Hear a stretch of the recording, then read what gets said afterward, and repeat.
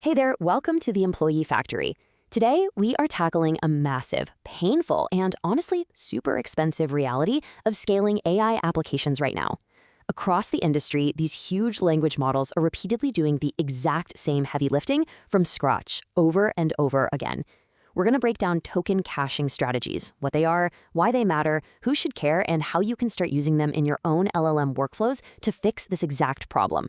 So, picture this. You open your company's AI assistant and you ask, how many PTO days do I have? You get your answer instantly. Great. But what happens a few minutes later when your colleague asks the exact same thing?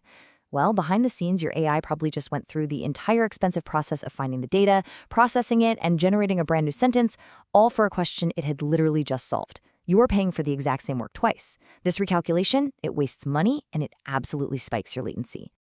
Okay, let's dive into this. Here's our simple four-part framework for today's explainer. First, what is token caching? Second, why does it matter? Third, who is it actually for? And fourth, how to use it. All right, part one, what exactly is token caching? At its core, token caching gives your AI a short-term memory.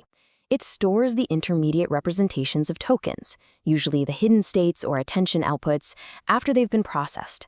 So instead of recomputing those states every time you need them, you pull them from a super fast in-memory cache. This brings us to a beautifully simple concept called cache-augmented generation, or KAG. Before the model even thinks about generating a new response, this architecture forces it to ask, wait, have I already solved this? It shifts the model from dumb, brute force recomputation into intelligent reuse. And the really cool part is that the system doesn't just do a basic rigid keyword search. It uses semantic caching. This means it looks for the actual meaning behind your words. So if your colleague asks about their PTO days using slightly different phrasing than you did, the system still gets it. It registers as a cache hit and returns the answer instantly. Practically zero waiting and almost no compute cost. But to do this well, we have to talk about the system layer for a second. When you serve an LLM to multiple users, the system has to manage what's called the key value, or KV, cache. Historically, systems were pretty terrible at this. Without efficient management, they were wasting a staggering 60 to 80% of their memory on KV cache fragmentation and overallocation. They were basically reserving massive blocks of memory just in case a model generated a ton of text, which was hugely wasteful.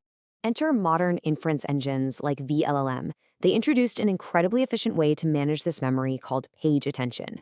Basically, it borrows the idea of paging directly from computer operating systems to virtualize the KV cache. So instead of padding memory with wasted space, it uses pages that grow dynamically.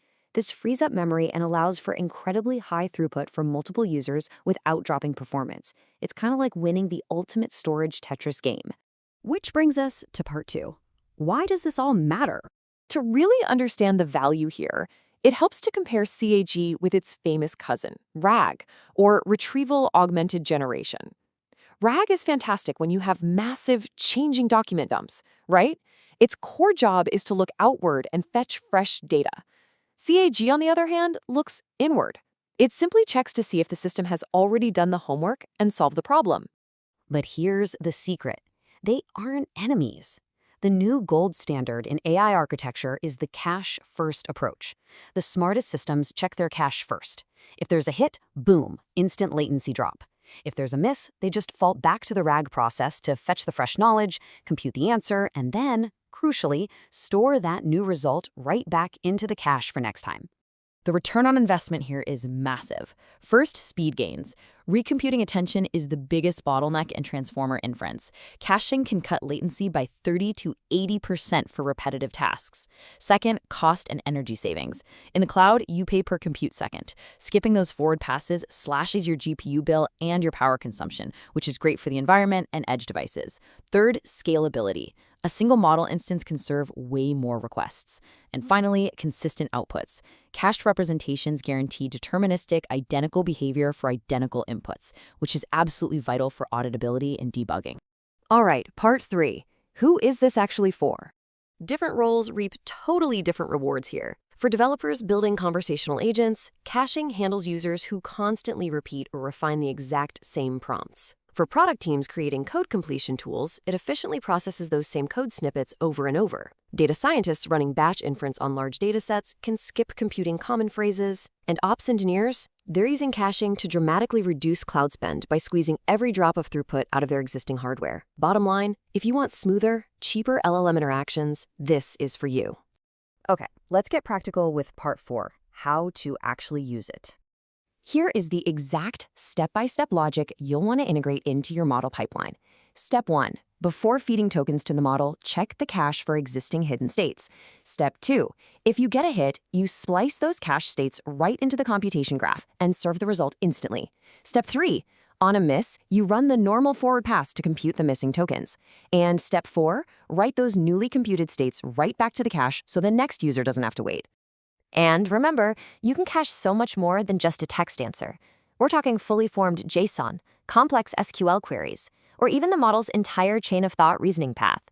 If your AI takes 10 complex logical steps to solve a problem, storing that reasoning means the next query that needs a similar logical journey can just grab that work, skipping the heavy cognitive lifting entirely. To wrap up your implementation, here are some rapid-fire deployment tips.